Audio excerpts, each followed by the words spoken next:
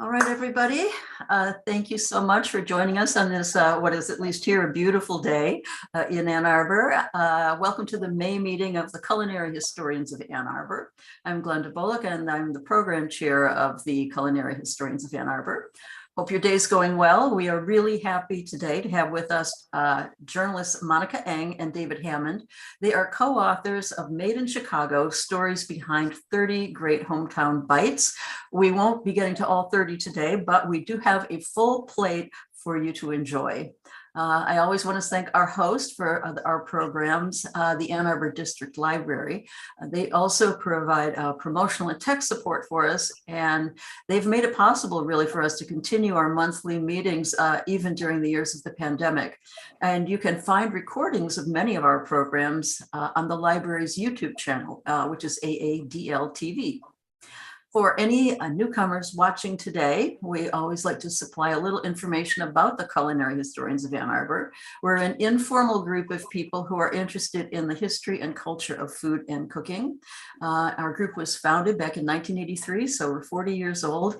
New members are always welcome, and we have monthly talks between September and May. Since the pandemic, most of these meetings have been on Zoom, thanks to the library, although we are starting to add back in some in-person talks as well. Twice a year, we have a potluck theme meal, usually in July and December, and our next theme meal will be on Sunday, July 9th, and the theme is the kitchen front in World War II, home gardens, rationing, and eating for victory. We'll be sampling some of the innovative dishes that home cooks had to come up with when faced with the shortages of World War II. Invitations are going out to our members probably tomorrow, so be sure to check your email. If you're not a member of the Culinary Historians, we would love to have you join us. Our membership is $25 a year for an individual or a family, and it includes a subscription to our quarterly magazine, Repast, edited by Randy Schwartz. You can find membership information on our website. That's culinaryhistoriansannarbor.org, and click on membership.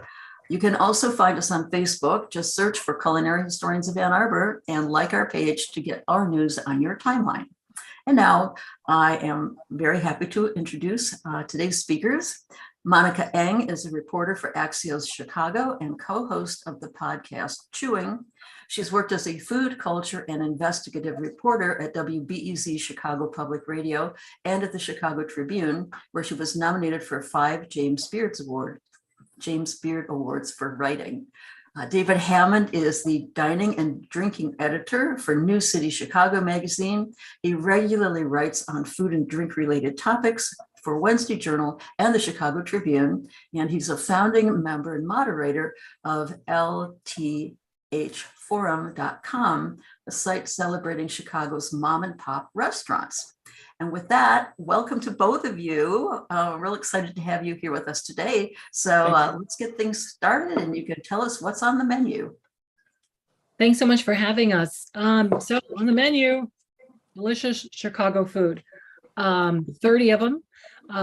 David and I broke it up between 15 and 15 chapters. We dug into the history of 30 foods that were definitely invented in Chicago, or at least modified into their current great form in Chicago, and are served at more than one place. They're not just a one-off. Right. We didn't want to do restaurant specials because we'd have tens of thousands of different kinds of dishes to deal with. And we wanted to focus on dishes that had gained some popularity in the city such that they would be served at more than one location.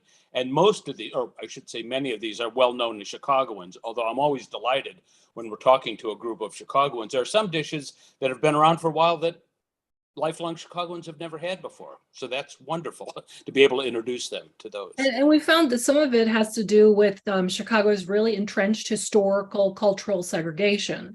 You know, Southsiders have never tried the dishes of Northsiders. Northsiders have never tried the dishes of Southsiders. And sometimes they're dishes that are really popular just 3 miles away that people haven't tried. And so we want to introduce these foods to the whole world, but also to people who really, could have been trying them their whole lives. And because of our, continuing segregation, haven't. And that was sort of a big theme, a big sort of a disappointing theme that emerged as I was writing this, because there were some dishes that we hadn't had.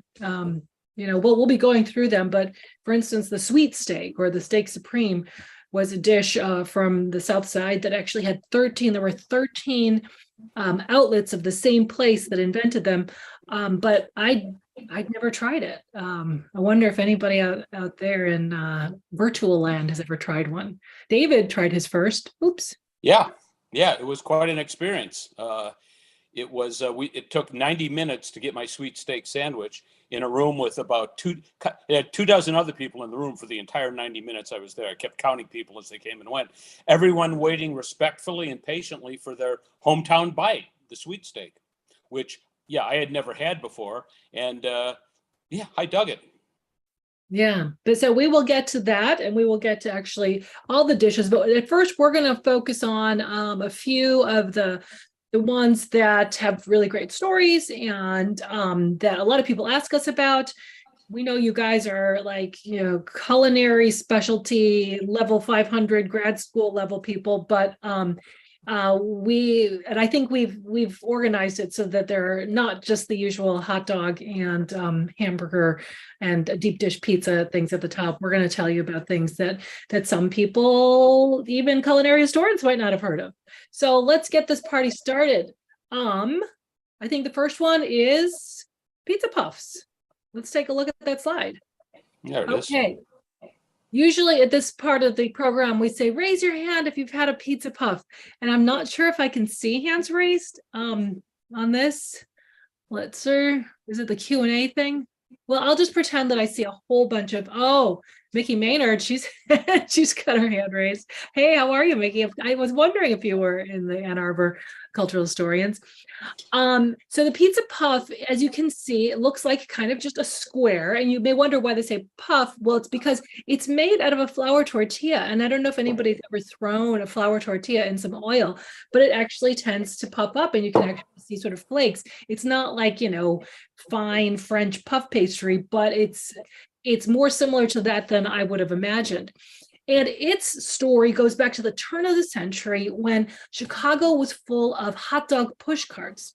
And there was an Assyrian immigrant named Elisha Shabazz who left Iran, a Syrian Christian who left Iran, came to Chicago at the turn of the century, and he started a business in push carts and hot dog push carts. How did he make them? He took old baby buggies and he put a sterno in there, and then he put a thing to steam hot dogs. And he sold this hot dog equipment to people, and then he would come and he would collect every month on the rental of the equipment. He gets to this one guy's house one day to collect, and the widow says, I am sorry, but my husband has died and I don't have any money to pay you. What I do have is this recipe for corn roll tamales. I don't know if any of you have ever had these specific types of tamales, Tom Tom, Supreme, or some of the big names in Chicago. They've been around for more than 100 years, sold at hot dog stands, wrapped in paper, sort of like parchment paper. And he's like, okay, I guess I'll take this. It's kind of like Jack and the Beanstalk, where all he gets are these magic beans that seem kind of worthless. Well, next thing you know, this guy, Elisha Shabazz, he makes a fortune on corn roll tamales. In fact, his family's company is called Il Taco, Illinois Tamale Company. So he continues, and that is his main business, but also selling hot dog stuff to people who run hot dog stands. And his son, Warren Shabazz, is now delivering the hot dog materials to a hot dog stand in the late 60s. And they say, you know what? It's great that you're sending me these tamales and this other stuff, but we really need something here at the hot dog stand that can compete with this new thing called pizzerias. What can you do to help us compete with pizzerias? Warren says, let me work on it. Goes back to the tamale company place, says, guys, what can we do? They start messing around with flour tortillas because we've got quite a Mexican population in Chicago, including northern Mexicans who, use flour tortillas. And with that and some cheese and some meat and some tomato sauce. And he said that when he finally was able to fold it to the point where that thing can be submerged in the French fry fryer, because at that time, hot dog places actually were brick and mortar and they were making these things called French fries. And it stayed intact and did not explode and ruin your oil. He had the pizza puff. And ever since, the number one product of the Illinois Tamale Company has been pizza puffs. Sold all over the country, sold hot in what we call jewel food stores. And they're especially popular at hot dog stands still, covered in something called mild sauce, which is that sauce you see on the side and what we will talk about a little later. All You know, right. the pizza puffs are in 38 states. I suspect this might be the most widespread, nationally known Chicago original food out there. Possibly. Uh, Well, there are a lot of Unos out there that are selling supposedly Chicago style pizza, including in like Dubai. oh Uh, yeah, oh yeah, and Garrett's Popcorn is in the United Arab Emirates right. and so on. But I'm talking just nationally. Yeah, Pizza puffs maybe. have gotten 38 states. I don't think any of the other foods we cover have made it to that many states. That's true. Also, I think people might confuse, as I did, the pizza puff with Totino's pizza rolls, which Yeah. are entirely different thing. Pizza rolls are just tiny little they look like little pretzel nubs or something like that.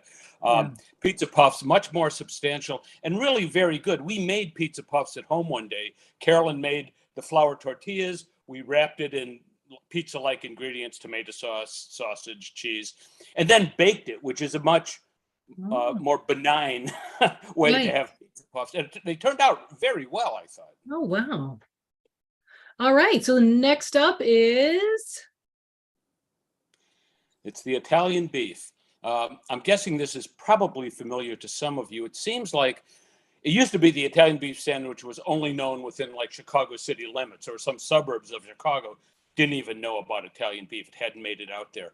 But now in some bigger cities, it seems like New York, Los Angeles, Las Vegas, every now and again, someone will open a Sweet Home Chicago restaurant or something where they'll be selling Italian beef and deep dish pizza and items like that. How did the Italian beef start? Well, it seems to have its origins on Taylor Street in Chicago, which is one of three Little Italy sections in Chicago. Taylor Street, where it took a lot of Italian immigrants, including my grandfather at the turn of the century. They would have what they called peanut weddings. Not because they served peanuts at the wedding, but because they had peanuts to spend. They didn't have a lot of money. So how to make a few dollars stretch so that they could feed 30, 40, however many people are coming to the wedding. Somebody had the brilliant idea to get a big roast beef, slice it very thin, put it on bread, drench it in jus or gravy, and serve that to people. I doubt at the beginning that it had any of the condiments you see here, which are basically sweet peppers and giardiniera, which is kind of a mild to hot pepper condiment. And so that's what they'd have at the wedding. Chris Pacelli, whose uncle worked with Al Ferrara, who started Al's Number One, had a great story about this. And I believe I would put my money behind Al's Number One being the place where Italian beef started. I'm just going to read you. This book does not lend itself really to readings as at the usual book tour sort of thing. But this guy is so great. Pacelli has such a Chicago character. Here's how he described the origin of Al's. You got to remember, Italians in the late 30s, late 20s, there were all kinds of gamblers, half-assed mafia guys and stuff. My Uncle Al was involved in all of that, a gambler, this, that. Well, he gets in trouble, has to go to jail, comes out of jail, and starts driving a truck. A friend said, this line kills me. A friend says, let's open up a bookie joint. So my uncle says, why don't I do beef sandwiches? I'll sell them in front, and then they can do the gambling in back. There was like 5 guys. The original beef stand was on Laughlin and Harrison. Didn't have gas or nothing in those days, so everything was charcoal. First name for this idea was Al's Barbecue. So that's how Al's started. And Chris Pacelli, the gentleman who I just quoted, also told me that Mr. Beef on Orleans, which is where the Bear was kind of modeled, the place the Bear, this television series was kind of modeled on, that Mr. Beef itself started as a gambling operation. The beef stand was a front for the gambling. Could be, hard, we don't really know. The only condiment you usually find, and I don't think we're going to have time to go in much depth on this, the only condiment usually on these beef sandwiches are peppers, either sweet peppers or the giardiniera, which is similar to an Italian condiment called sotto aceto, means under acid or under vinegar, because they would have in Italy, they have like vinegared vegetables. It's a way to preserve the vegetable and can also be used as a condiment. in Chicago at Al's, they don't use any vinegar. They just use oil. And when we had our book launch at Al's, and Pacelli showed me how he made the giardiniera. He said, I make it in this Italian Tupperware, he called it, which is a 55-gallon plastic drum that he put all the peppers in, and then he stirs it around, and they go through. He said they go through one of those drums every day. That's a lot. That's a lot of giardiniera, but quite possible, as Al's is a wonderful place. And it's a place where people go when they want to get a taste of something like the original Italian beef. Yeah. I think that, and Monica, am I missing anything? Anything else we should say there? No, I think that's it. Although, when I did a story on giardiniera, I was trying to find out why, a lot of giardiniera or the sotto aceto was used. So why we used olive oil, and then, Italians in Italy would use vinegar. And what I found is that a lot of the early people who were making this were greengrocers. And then they were also Italian olive oil importers. And so all I can think is that they had a whole bunch of vegetables left over. They had a whole bunch of olive oil. And so they used lactofermentation. And as you probably all know, they salted it, let it sit. It created its own, sourness. And then they stored it in oil. There's certain things, as you know, you cannot store in olive oil because they'll go bad. And so I'm not sure exactly how they came up with it, because there's often celery, and someone said you have to kill the celery before you're able to store to put it in olive oil. And almost none of these use olive oil anymore. They're almost all vegetable oil because, if we had an audience out here, I'd say, who knows what happens when you put olive oil, really good olive oil, in the refrigerator? Well, it congeals. And when people put this in the refrigerator, they're like, oh, this congeals. That's not exactly what they want. So, and also soybean oil and corn oil are cheaper, but they also go rancid faster. So everyone has to worry when they use giardiniera. Anyway, giardiniera is a really interesting Chicago thing that, you talk to an Italian, they're like, what? I've never heard of this. You talk to someone outside of Chicago, they're like, what? I've never heard of this. It's starting to spread now with potbellies. They just call it hot peppers. But they put giardiniera on their sandwiches. Potbelly started in Chicago. Now they're in many countries and all over the United States. So more people are getting exposed to giardiniera under the name hot peppers. But I'd like to add too that there's a variant of this sandwich that's available at Al's and Buona Beef, and I doubt that it's been seen outside the Chicago city limits. It's called gravy bread, or an Italian soaker, which is basically just the Italian bread dipped into the juice, the gravy, and it's sold for like $1.50, $2, which is much less expensive than probably half or a third as much as an Italian beef sandwich would be. Not quite as satisfying as an Italian beef sandwich, but kind of tasty and filling. And if you don't have the money, it's a way to go. Yeah, I mean, for a sandwich that started on trying to save money and serving people, boy, if you can just dip bread in gravy, you really save money. All right, let's go to the next slide, please. Next. Okay, if we were live, I'd say raise your hand, but I can see raised hand. Raise your hand if you have any idea what this is. And we're going to have to center this photo more next time we do this. I don't see Mickey raising her hand, but I would imagine that some people know what this is. Well, oh, darn it, the name's already there. So raise your hand if you've had it. So this is a sandwich that was developed in the late 90s in Chicago by a gentleman named Juan C. Figueroa, who I interviewed. It was at a restaurant called Borinquen, and Juan had he'd come from Puerto Rico. His father had sponsored him to come over here. I mean, obviously we're all, including Puerto Rico, American citizens, but he said, look, I'm going to help you out with some businesses. He had a liquor store. He had a convenience store. They all went down the drain. And Juan said to me, he said, I just didn't want to work hard. And so my latest place was about to go bust. He said, I am part Puerto Rican before I do this accent.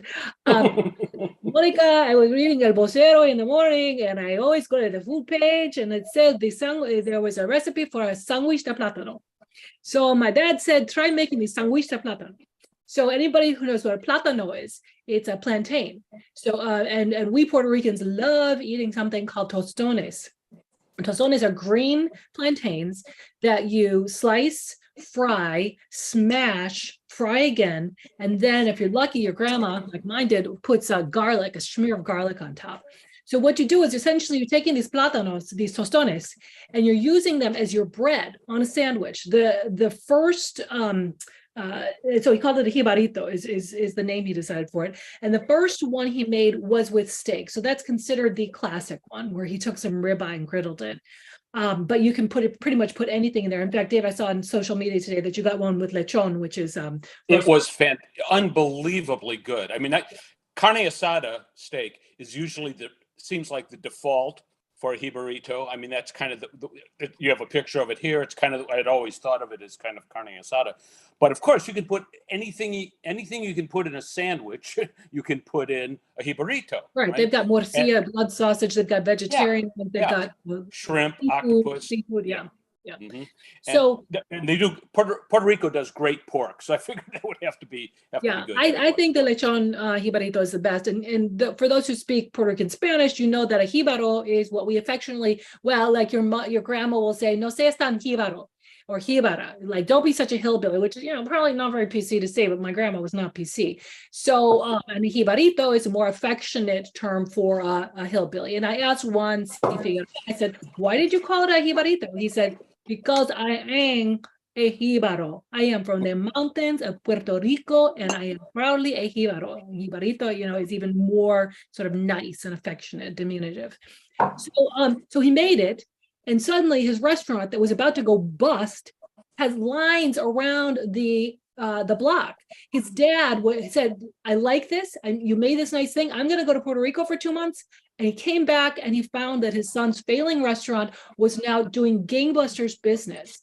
And then Juan even told me, he said, there were spies who were coming in to see like how I was making this. There were players from the White Sox and people who were playing the White Sox, guys from the Dominican Republic and from Puerto Rico and from Cuba were coming to get this sandwich because they heard about it. And so this guy who had almost like completely gotten out of business totally was now opening extra restaurants. And he had the Borinquen Cafe near Western and Addison in Chicago, which probably doesn't mean much to you if you're from Ann Arbor. And he opened up another one on West Belmont. And unfortunately, he had some tax issues so he kind of lost it all. And I haven't heard from Juan for a few years, although his brother still has Borinquen Cafe. But his sandwich is still here, not just served in dozens of places in Chicago, but served in Wisconsin, in Ohio, in Indiana. I've heard there's a place in New York that serves jibaritos. And now there's some place called Jibaritos on Harlem, Jibaritos y Más, which has several locations. So the name has lived on. The sandwich is all over the place. It's served in Mexican places, Cuban places, not just Puerto Rican. And so it was a real success for him. I hope he's doing okay. Last time we talked, he was a little down on his luck. And he said, my brother told me I should have patented the name. Oh, yeah. If I had done that, then, it wouldn't have been able to make people so happy near and far. So kind of philosophical about it. But if you're in Chicago, try it. Make sure it's cooked fresh, because just like French fries, deep fried plantains, starchy deep fried things do not travel well. They're perfect for about 10 minutes after they're fried, and then they start going downhill. All right, next slide, please. The mother-in-law, one of the more unusual food items in Chicago. As Monica said at the front there, we only put foods in the book that were served at more than one place, or currently are served at more than one place. And when this book was written, there were two places named Johnny's. One was Fat Johnny's, the other was Johnny O's, that the mother-in-law could be purchased. Now there's a place called The Hat on North Avenue in Ashland that serves the mother-in-law. And this is, in fact, a picture of the mother-in-law from The Hat, not Fat Johnny's, because Fat Johnny's was just too horrible looking to put up as a photograph. It looked like it was run over by a truck. What is the mother-in-law? The mother-in-law is a sesame seed bun, much like the Chicago hot dog. It's got a Chicago corn roll tamale laid in there. And a Chicago corn roll tamale is unlike the tamales you might see in Mexico or at good Mexican restaurants. They're not made by little aunties in the back room. They're extruded from a machine, and that's cornmeal on the outside and something like meat on the inside. Supreme Tamale actually uses enough beef in their tamale to put beef on the label, because it's not just lard or artificial flavoring. It's actually enough beef to qualify as beef. So why is it called the mother-in-law? Shall I take that one, Monica? Are you ready for that? You go ahead. Okay. The joke is, of course, or maybe not, of course, predictably, that the mother-in-law, it too gives you indigestion. Funny, right? Now, the source of the mother-in-law, that is another possibility for the name, I came across in Mexico City a couple of years ago. There's a place in Mexico City, Mercado El Merced. It's gigantic. It's like a mile by a mile, this gigantic market. In that market, there's a place called the Witch's Market, where you can buy amulets and trinkets and have your soul cleansed by a chicken, if you wish, or an egg for a lower price. I went to the Witch's Market, as I usually do, just to see what kind of weird stuff they might have for sale. And I walked out and I saw a little tent with a long line, a vendor's tent, a food vendor, long line in front. I figured, well, this must be serving the good stuff. So I got in line, and what they were serving was a tamale in a bun in green sauce. This is like 2 years before we started writing the book. So I didn't make the connection with the mother-in-law at that point. But it was a tamale in a bun, and it was covered in green sauce. And there is a green sauce in Mexico called salsa de suegra, or mother-in-law's sauce. So I think there may be a connection there, but it hasn't been proven yet. Anthony Bourdain called this the greatest, perhaps uniquely Chicago food invention. I'm not exactly sure what his reasoning was there, but it does represent the confluence of the all-American hot dog and a Mexican tamale, some chili on top. There are other cultures are mingling there, just as other cultures mingle in Chicago to give birth to great inventions like the mother-in-law. One last word on the mother-in-law. If the Chicago corn roll tamale, I would not call an awesome food stuff. I mean, I've had it many times, and I think it was mainly invented to take up that little extra bit of belly real estate after you've had a hot dog or an Italian beef. And you usually find these corn roll tamales at hot dog stands or at Italian beef stands. Bourdain he said that the evil stepbrother of the hot dog, and disturbing in design yet strangely compelling. It's a big fistful of carbohydrate. It's Monica, you've had one of these, of course, right? I have. And when I get a steamed poppy seed bun and sport peppers and tomatoes and onions, and I bite into it, I expect a snappy wiener, and instead you get gush. And so it was a very disappointing. Unless you get a mighty dog, which is the corn roll tamale and a hot dog in there, True. which gives it a little extra moisture and a little bit of extra snap, which is really, I prefer the mighty dog to the standard mother-in-law. They also do a father-in-law at Fat Johnny's, which is the mother-in-law with cheese on top. It's a weird damn invention, but it's one of those oddities that someone at Fat Johnny's or some other little stand invented one day, looked at what they had. Well, we have buns, we have these tamales, we have some chili, got onions and sport peppers. What can we do to use all those things? And they put it together and got a mother-in-law. All right, We can next move on. slide, please.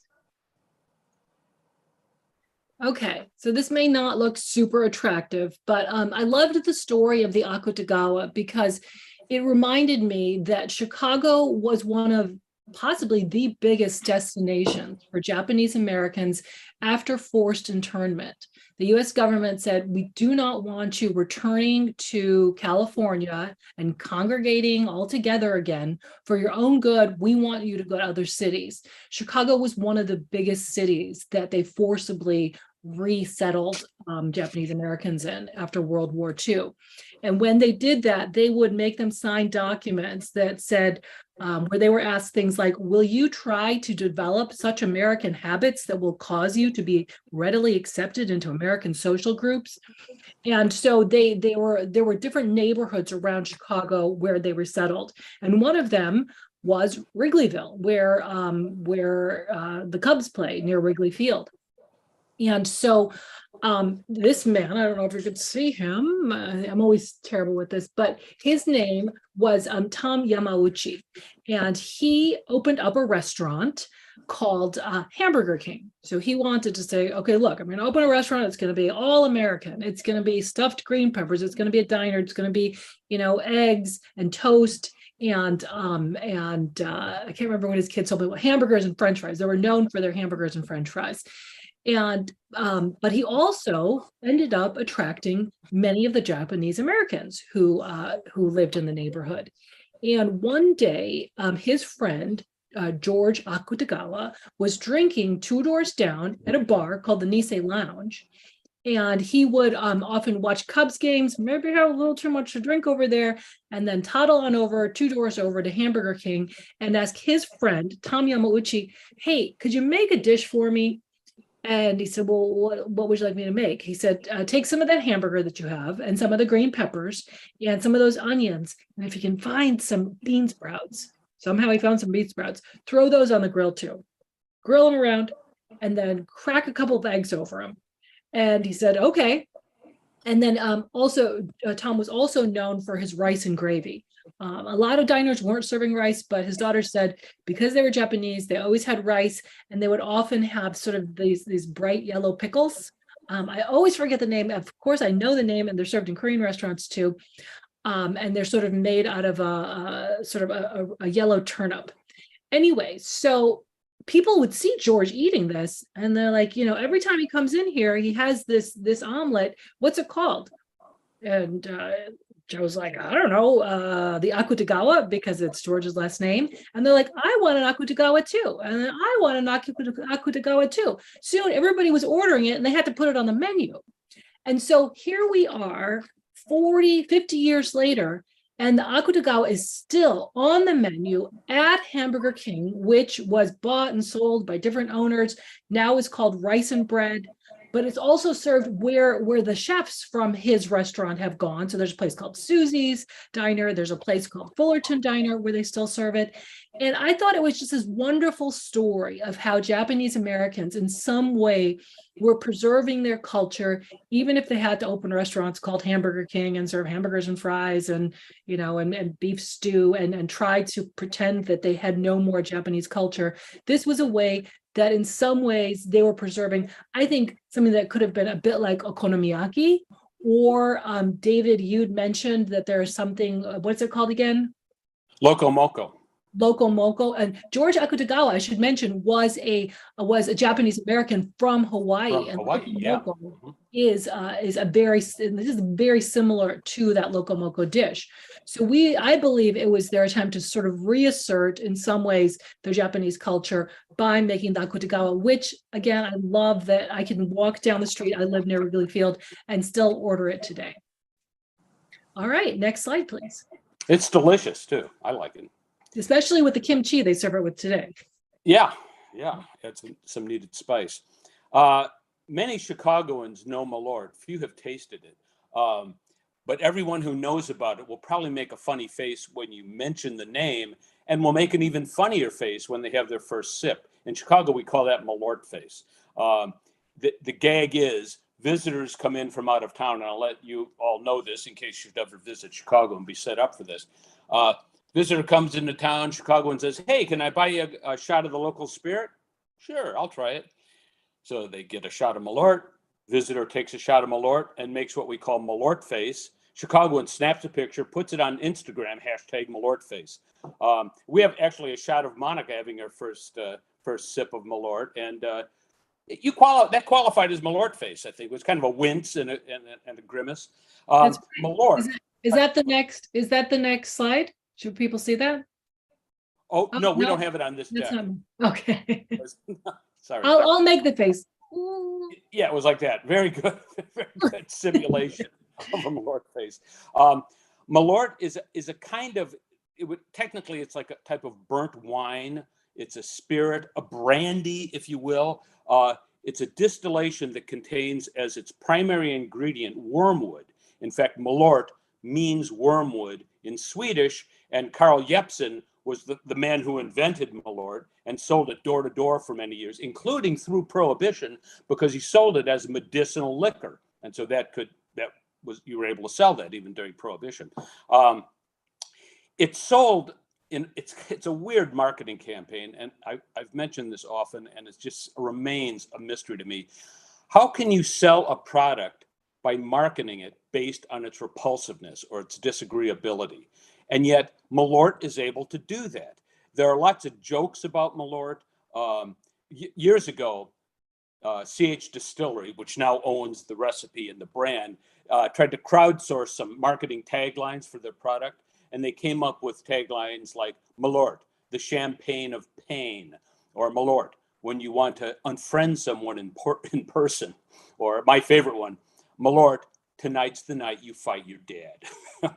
All of them suggesting kind of that this drink will make you go out of control or do things you wouldn't otherwise do.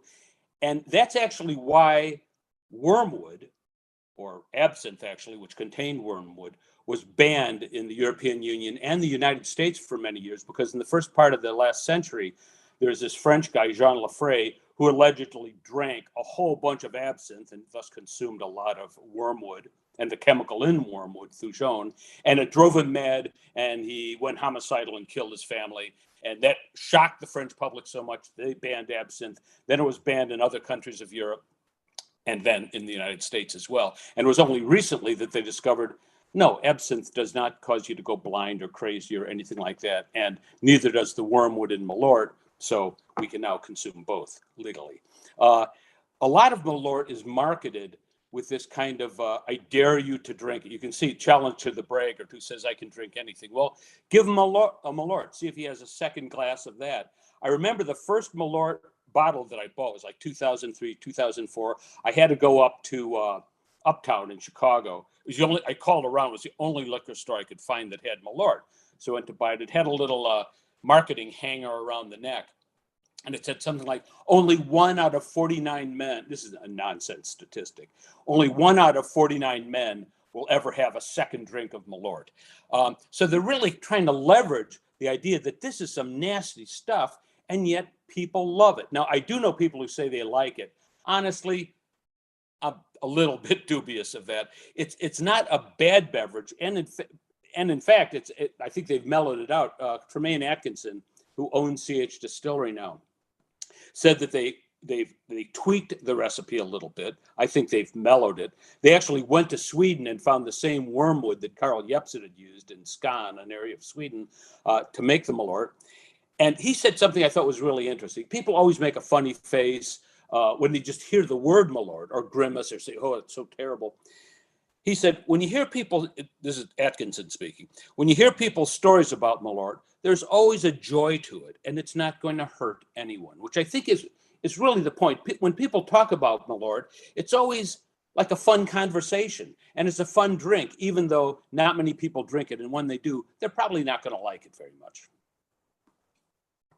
I should note that we're going to be doing a presentation at the University of Illinois in a couple of months, where Malort is a sponsor at this festival, and there's a bar just down the street where they've got Malort on tap. I visited the place down there with Malort on tap, so apparently it's getting hot with the kids.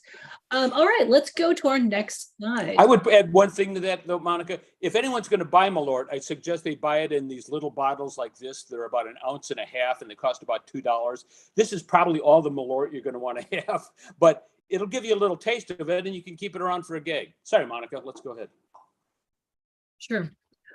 Okay, so next up, we've got rib tips. I don't know if you guys have them. I mean, they must have traveled a bit. I would imagine maybe at least someplace in Detroit or Ann Arbor might have rib tips. But for those of you who don't know, if you've got any butchers here, when you're doing a nice St. Louis rib rack and you want to make it nice and even, it normally looks like a xylophone where it's longer on one end, and you're going to want to chop off those bottom gnarly bits.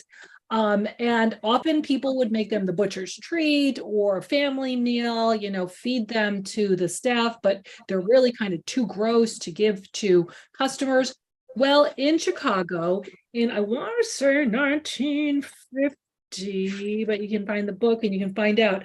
In the 54, they decided, 68. Miles and his brother Bruce Lemons, who came up from Indianola, Mississippi, decided that they weren't just going to feed them to the staff, and they certainly weren't going to throw them in the garbage. They were going to cook them in their classic Chicago aquarium smoker style. They call it an aquarium smoker because it's a smoker that actually has plexiglass, so you can look through it. They were going to smoke them gently and tenderize them to the point where You throw a Chicago style sauce on that, and they are delicious. I say you don't want to eat them on a first date because each rib tip has a bit of gristle and maybe some bone and a lot of fat and gnarliness to it. So you got to kind of figure out a strategy on each piece on how you're going to eat that. And it often doesn't look pretty. And in case you don't know what your date likes or doesn't like in terms of graphic meat eating, you might want to hold off, and it gets very messy. But this was something that became part of the Chicago style of barbecue. You know, you see all these barbecue books where everyone's like, oh, Chicago, like they don't even mention us as if we don't have a style. But tips and links is a very classic Chicago combo. David, were you going to say something? Yeah, you know, they as you were saying, they cut off the tips so that they have a nice clean rack to put on a plate. Do you think that in more rural areas where there are barbecue, like Alabama, Mississippi, and so on, when they have like little barbecue shacks at the side of the road, that they cut the tips off and make it fancy like that, or do they just do? I'm going to guess they just keep the tips connected to the spare ribs there. So they don't have to deal with ribs; they're part of the deal. Exactly, like who has to make it, you know, fit a gorgeous platter at a sort of a rib shack. But here in Chicago, we've made an art of cooking them. And sometimes, you know, the tips can actually cost more than some of the other cuts just because we've learned to love them. And I really think they are the tastiest parts. I like actually chewing that gristle because this may be gross, but if you chew it enough, it's actually like a piece of chewing gum and it really will disintegrate under lots of chewing. But tips, most famously, Honey Wand, Alice's, Lem's. So the daughters, the Lemon's daughters, they now have taken it over. And it's still, I think, some of the best barbecue in Chicago. All right, next up.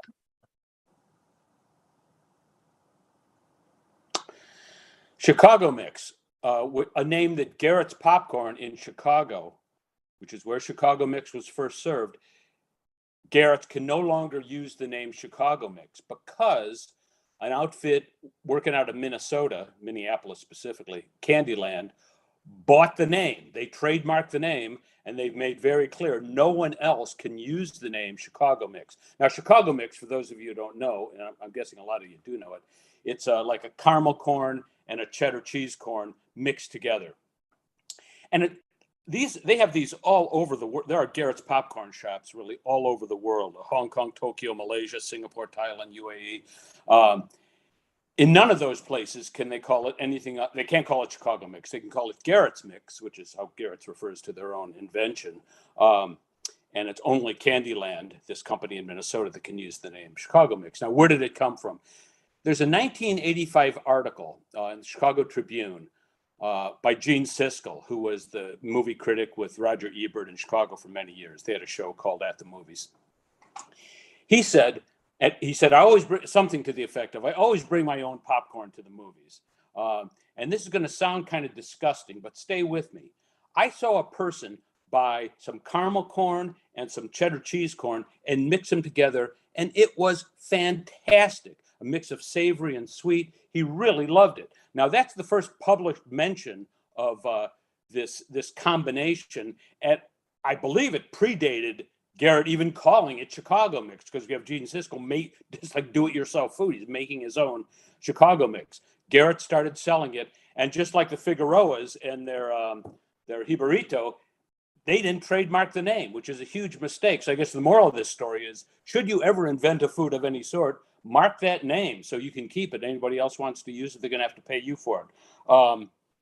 Yeah, we can move on. How are we doing on time, Glenda? I think we're in good shape. We're in good shape. I'll speed it up. I'll be fast. No, forge ahead. Okay, so mild sauce is it looks like it's maybe ketchup or barbecue sauce, but I believe it was based on a mix. When people were asking their customers what they want on their fried chicken, maybe around 1960s, 70s Chicago, they said, do you want hot sauce or do you want ketchup? And some people were probably like, well, do you got anything that's kind of in the middle that's mild?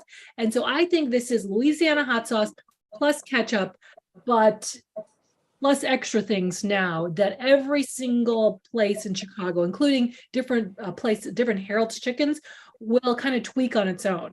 The people I interviewed for this was a chicken chain in Chicago that's called Uncle Remus.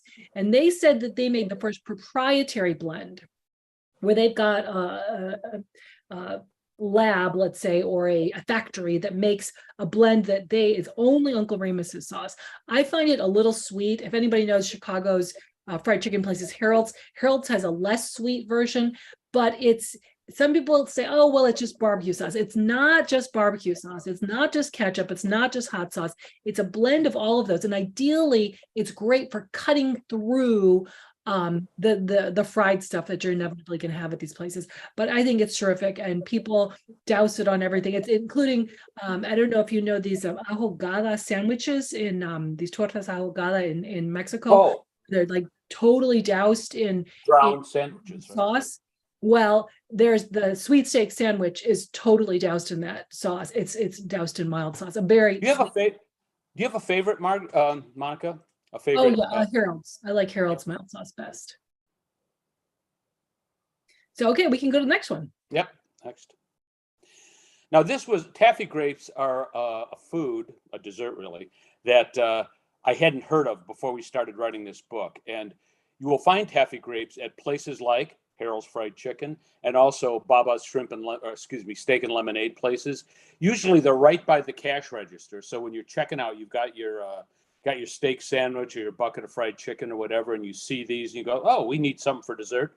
I'll get them. What they are just fresh green grapes dipped in, could be white chocolate, could be dark chocolate, could be frosting, some kind of adhesive sweetness, and nuts sprinkled on top. So that they're a little, and I think this is why they call them Taffy Grapes, they're a little bit like taffy apples or affy apples, which is the Chicago product, which is a fruit covered in candy with nuts on top. I find them very refreshing and fun. We include recipes in our book, and we do include a recipe for Taffy Grapes, but I'll give you the Cliff Notes version. Take a grape, dip it in chocolate or frosting, sprinkle it with nuts, you're done. That's basically it. We made a few dozen one afternoon. And they're really they're great for parties. They're finger food. They're kind of give you the illusion of having a healthy food along with your fried chicken or your sweet steak sandwich or whatever. And I think they're pretty good. And they used to be made by a place called Nadia's, which I'm pretty sure the pandemic put out of business. I bought these at a place called the Cake Factory in Alsip. The last bunch that I bought was at a Baba's Steak and Lemonade. There was no name on it at all of a manufacturer. There's just a telephone number and an address. And I called the telephone number a few times, never got an answer, never got an answering machine. I strongly suspect that these are maybe produced in a home kitchen that's somewhere in the gray area of legality. But they're pretty good, and I make mine at home. Okay, next Move along. slide. Okay, so again, I would say, hey, raise your hand if you've had the gym shoe. So the gym shoe is a sandwich invented in Chicago. We're not sure where, but probably in the mid-'80s. That includes corned beef, Italian beef, and gyros, all in one sandwich. Originally just kind of sliced, but the newer versions, I'd say in the last 20 years, take all of that, put it on a griddle, chop it up, put giardiniera in it, even some griddled onions, and get it nice and crispy, then put it on a roll, cover it in what's called on the South Side gyro sauce, and sometimes cheese, sometimes a tomato, and serve it up to you. We're not quite sure why it's called the gym shoe. One guy who claimed that he had made it said it was because someone who was high came to his drive-through late at night and said he wants anything with 3 meats. And he said, how about if I throw 3 meat on a gym shoe? Will you eat that? And he said, yes. And so he said, I named it the gym shoe. I said, oh, what year did you invent it? 2007. I said, it was spotted way before that, buddy. So I figure he didn't do it. But it's quite a flavor explosion, probably like more salt than you're supposed to have for 10 weeks. But if you have a few bites, I think it's okay. I mean, it's delicious, but it's almost like too much. There's something called a super crispy gym shoe where you put all of this in a giant flour tortilla, roll it up, seal it, gingerly lower it into the frying oil, and it comes out like an enormous egg roll full of all this stuff. So if you're on the south side of Chicago at a sub shop, you can usually find a Jim Shoe. You like Jim Shoe, Monica, right? I do a few bites of them, but it's so rich. It's so much flavor. I mean, I like corned beef on its own. I like gyros on its own. I like Italian beef on its own. I like giardiniera on its own, with something plain. But this is just too much. Yeah, I'm with you on that. Yeah.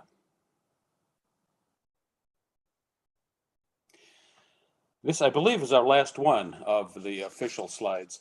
Maxwell Street Polish. Now, Maxwell Street, some of you might know, is it's a traditional market that originally started around the Maxwell and Halsted streets on Chicago's near south side. A lot of street vendors there, a lot of foods that were invented on Maxwell Street, like the bone-in pork chop sandwich and the Maxwell Street Polish. I visited Maxwell Street for the first time in like 1967, I think. And I remember distinctly walking by Jim's Original, which is where the Maxwell Street Polish gained popularity, gained traction. And the very first menu item, and you can still see this in old photos of Jim's Original on Maxwell Street, the first menu item is a Maxwell Street Polish. And it is still the biggest seller at Jim's Original, which has moved a few times. Now it's like facing the Dan Ryan Expressway, far from Maxwell Street in Halsted, which is now kind of an upscale university village. All the vendors are gone. For a while, I don't know if you knew about this, Monica, Disney wanted to buy the facades on Maxwell Street for a while and turn it into kind of like old-timey Chicago land. But I didn't know that. They didn't. But Maxwell Street still exists in Chicago. It's no longer on Maxwell Street. It was on Canal for a while. Now it's on Des Plaines. The Maxwell Street Polish, though, is, big seller at Jim's Original. And all it is, it's not extraordinarily complicated or complex dish. It's this pork-based sausage with griddled onions, and the onions and the sausage have been griddling on the Al's Original griddles for sometimes it seems like hours. They've got sport peppers, which they pickle on site, and that's it. And they fulfill. I talked to Jim Christopoulos, who's the grandson, I believe, of the guy who started Jim Stefanovic, the man who started Jim's Original, and he said that the Maxwell Street Polish is, as all fast food should be, convenient, cheap, quick, filling, and delicious. And I got to admit, it's a great sandwich. He does do a beef version. This is pork. He does do a beef version, which he doesn't particularly like. And I've had it, and it's okay. But I'll tell you, that pork version is just killer. And it's served all over Chicago at places that call themselves like Maxwell Street Express and so on. And this guy, Christopoulos, who's an attorney, he owns Jim's Original. He's also an attorney, is going after these guys because they're selling Maxwell Street Polish in places that sound suspiciously like Jim's Original. But yeah, I love it. And you're right. They have the all beef one, and it's Macedonians, Stefanovic, and some Greeks will say Macedonia is really Greek, and some will say no, it's really part of the former Yugoslavia. But this was a big Macedonian treat, and Macedonians actually had a lot of fast food stands. You guys in Ann Arbor probably know they were behind a lot of the Coney dogs, the original Coney dog stands. I'm not sure. I talked to a friend whose family is very proudly Macedonian, and his father actually had a Coney in Fort Wayne, Indiana, that's actually still there. And I'm really wondering, and maybe you guys know, why so many of them went into the fast food business, especially with chili and hot dogs and sausages. Maybe you can help us out there for our next edition. So is that our final slide of food? I think it is. All right. So then this is our full list. And we would love for you to put in the chat if you believe you've eaten more than, what should we say, half 20? of them? You've eaten, yeah, sure. You've eaten 15 or more. Let's see if we can find this chat. Is this the same as Q&A? I never know which one to look at. No, there's a separate chat button there. Okay. Okay, maybe some of you haven't. Okay, maybe who's eaten 5 of these? Gyros, come on, you've got most of it. Gyros. or pizza. How about an Chicago egg roll? How about an egg roll? pizza puff. Wow. Oh. Okay, so this is something that is fairly new. Okay, come on, Mickey, you've had some of these. Okay, maybe 10. Our Lincoln says maybe 10. Well, then that makes me happy that we're introducing some dishes that well basically are new to a lot of people, even food experts. Let's see. All right. Well, do you guys have any questions? Do you want to put those in the Q&A? I've been answering some of the questions in the Q&A. I could say, so someone asked, did we mean a sweet steak like a suite in a hotel, or a sweet steak like Swedish version? Actually, sweet steak is what they called it, or steak supreme. And you can still get it at Home of the Hoagie on 111th Street in Chicago. But as David mentioned, he waited for 90 minutes. I waited for an hour, and it was completely normal. I was the third person in line to get into the place in the morning. I waited for an hour. So you may want to call ahead if they even answer the phone. But it's a very, it's almost in Pullman. It's in Morgan Park, very south side of Chicago. Very unique sandwich. You had mentioned, Monica, that sometimes it's referred to as steak sweet. I read that and I thought, how could that be? Steak sweet? And then I was at Home of the Hoagie, and sure enough, someone stepped up to the window and said, Steak sweet. Um, Made sense when he said is it. there a question I haven't seen? Yeah, we're just going to ask people if they've got questions to either put them in meeting chat or in Q&A. And if you would rather ask your question in person, I think if you raise your hand, Tyler can unmute you, or you can unmute yourself. So actually, while we're waiting for people to put in their questions, the question that I have is, how you guys decided, what were your criteria for what was going in the book? Well, one of the criteria, a key criterion, was it had to be served at more than one place. It couldn't just be a menu specialty or something like that. And it had to be the documentation, some kind of documentation had to be there to support the contention that it was a Chicago original food. Now, sometimes that means a food that was actually invented in Chicago, like fairly confident the Italian beef, Chicago corn roll tamale, for instance, and there are others, were invented in Chicago. But shrimp de Dijon, the first documented serving of it was at the 1893 Columbian Exposition in Chicago. So it was introduced in Chicago. Whether the Zhang brothers, who came up with that dish, came up with the idea in Chicago, or whether they brought it with them from Belgium, we don't know. And honestly, it seems to me highly likely that over the millennia, someone would have thought, hey, if we cook this shrimp with a little butter and wine and breadcrumbs, it's pretty good. And then the Dijon brothers had the idea to give it their name, serve it at the Dijon restaurant, and it's on their menu.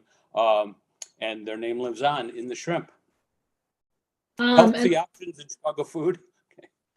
The healthiest is the Taffy Grapes, and that takes a perfectly healthy grape and puts sugar on it. So no, nothing particular. I mean, maybe the Akutagawa could be the healthiest thing. It's just vegetables and some hamburger. Yeah. Legs. But I mean, yeah, if that's the healthiest thing you got, you're in trouble. This is not a guide to eating healthily in any way. It's more charting the 20th century working class immigrants in Chicago and what they made. I'm from Philly. Pepper and egg sandwiches are common here. It was frequently made by my Italian grandmother and me too. We've heard some of these things. In fact, I think it was Mickey who said that she had heard that flaming saganaki was invented in Detroit. So we have heard some contentions, and so we'll have to see. What we're saying is pepper and egg sandwich was in Italian beef restaurants. It was served here in restaurants very commonly in Chicago. It was something Italian beef restaurants could make quite easily because they had the peppers, they had the grill and the bread. All they needed to get was a few dozens of eggs. And they're in business on Friday, when a lot of Catholics would be avoiding meat. Certainly in the old days, less so now, but that was the case. So these Italian beef places wouldn't do a heck of a big business on Fridays, and they're in Italian neighborhoods. we're going to have a high Roman Catholic population. So But they I needed believe something- that, yeah, that the grandmas and people were serving them at home. I mean, that's completely plausible. Same It's with hard to. gyros. I mean, gyros was probably invented by Alexander the Great, who told his guys, "Hey, take your sword and poke a bunch of meat, and then turn it over the fire." But what we're talking about, and they definitely had gyros in Greece, probably brought over by Turkish immigrants who brought doner to Greece at the early part of the 20th century. But then what we're talking about is Greek immigrants who came to Chicago in the 60s. And instead of stacking meat, which was often whole muscle meat on a spit, they would take ground meat and they would make these discs of ground meat, stack, stack, stack. And the guy said, wait a minute, that takes a lot of expertise. It also brings meat up to room temperature. You're handling it for hours in the kitchen, danger zone. So what they did, what the big Chicago innovation was to create a slurry, like a brownish slurry of spices and fat and meat that you could pour into these cones that could be pressure cooked and then shipped out to the rest of the country, which is why we have all of the top gyros makers in Chicago, in the Chicago area, mostly in the suburbs now. Many of them have merged, and we are sort of like the center of mass-produced gyros. So same thing with chicken Vesuvio. Greeks and Italians have been eating baked chicken with lemon, garlic, and peas for a long time, but we made it into a thing and named it. Got some questions coming up here on the side. What is the oldest Chicago food? That is a good question. It might be the Maxwell Street. No, it would have to be something that was served at the World's Fair. Could be shrimp de Jong. That's 1893. I don't know that there's anything earlier than that. An old stinky onion is the oldest Chicago food. What's that? An old stinking onion. But I'm bummed because Chicago supposedly stinking onion. Oh, and could you repeat the story about Walt Disney? What I had read, and I'm pretty sure it was in the Tribune, that Disney was considering, I mean, they hadn't entered into negotiations or anything like that. They were going to the old Maxwell Street area was going to be torn down and it eventually turned into this university village. But Disney, I had read, Disney was considering saving the facades, and some of the facades still are saved. They're old time, they're like 19th century built, the front of 19th century buildings, save those and turn it into kind of like a old time Chicagoland or something like that. I'm sure the concept hadn't been worked out that far, and they were just in very preliminary negotiations on it. So it wasn't like a deal was made or even articulated.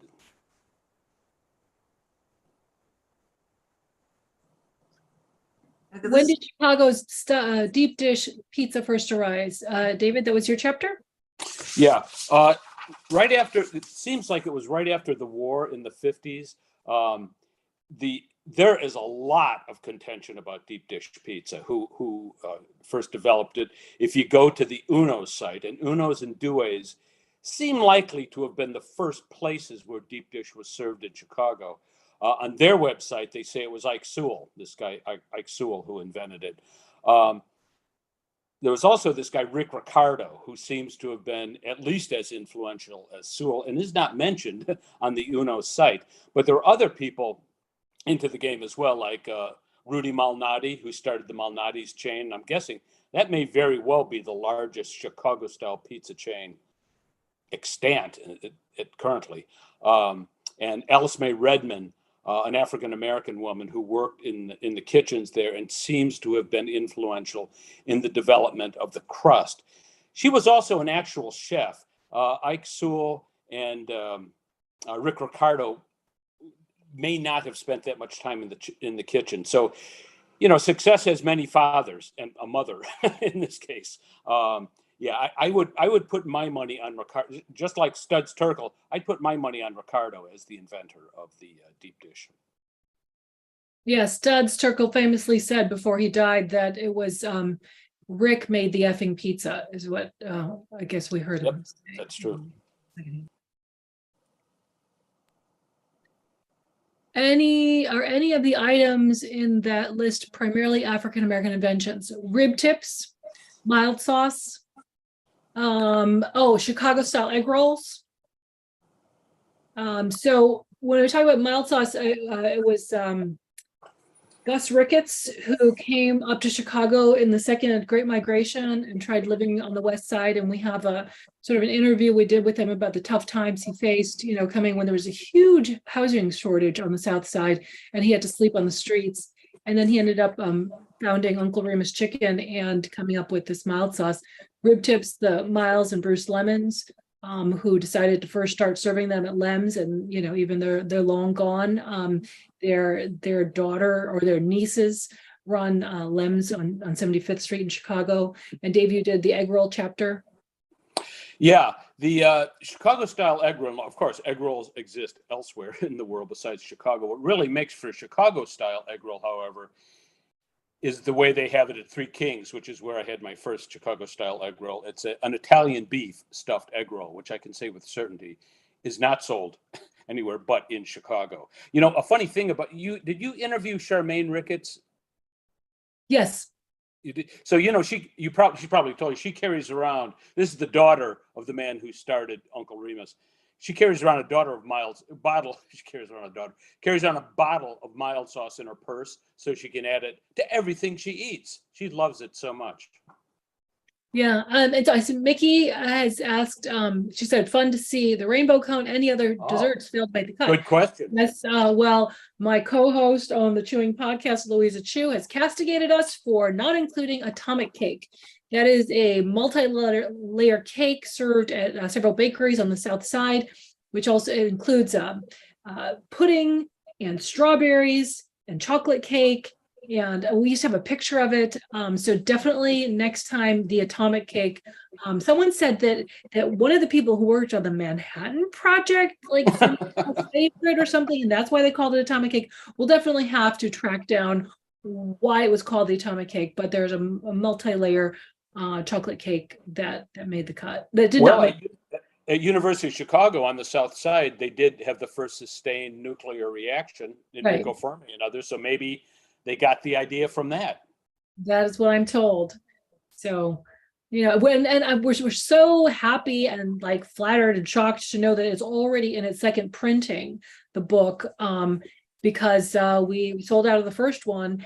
And so I asked my editor, I said, "Oh, does that mean we can add stuff?" He said, no, we got to do this quickly. We don't have time for you guys to add stuff, but we hope that will be later editions where we'll be able to say, "Oh, there was this other thing that we found," and now there are 32 or 35 of them. And I would say anyone listening out there, I mean, if you have heard of other Chicago original foods that you think we should include, please let Glenda know and she'll convey it to us, because we are looking for other foods to include. We chose 30 foods because it was a nice round number, and we could have added maybe one here or there taken off, but it seemed like that would provide enough without going into too much depth, because we wanted to create a book that was small enough to fit in your purse or your backpack or your glove compartment, so that when you come to visit Chicago, you can bring this book and go to visit some of the places that we mentioned in the book. And at the end of every chapter, and we've broken out the chapters for each of the 30 individual foods, end of every chapter, we frequently have a recipe, and we always have a few places where you can go and buy that food item.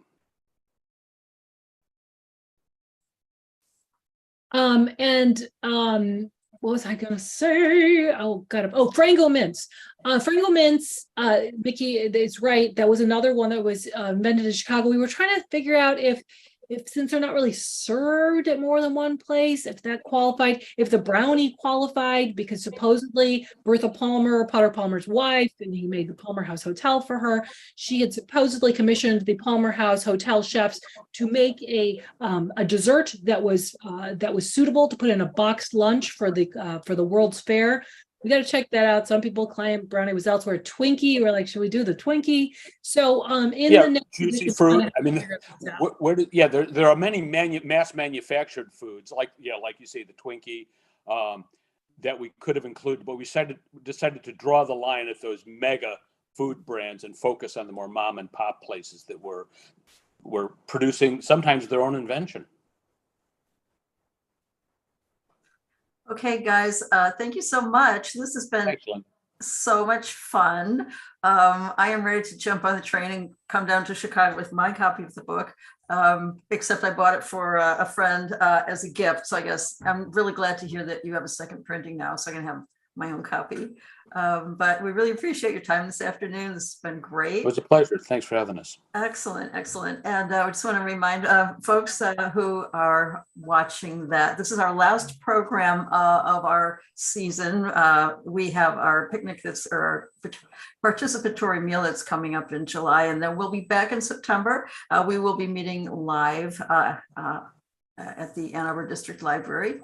And our guest will be Howdy Holmes, who is the owner of Chelsea Milling Company, which produces Jiffy Mix. So it's an American success story and another food that is eaten across the country, the little blue box. So thanks to everyone for watching. Have a great rest of your afternoon or evening, depending on where you're watching. And yeah, thanks again, you guys. It's been great. Thank you. Thanks so much. Take Bye. care. And thanks Bye. to the library, as always.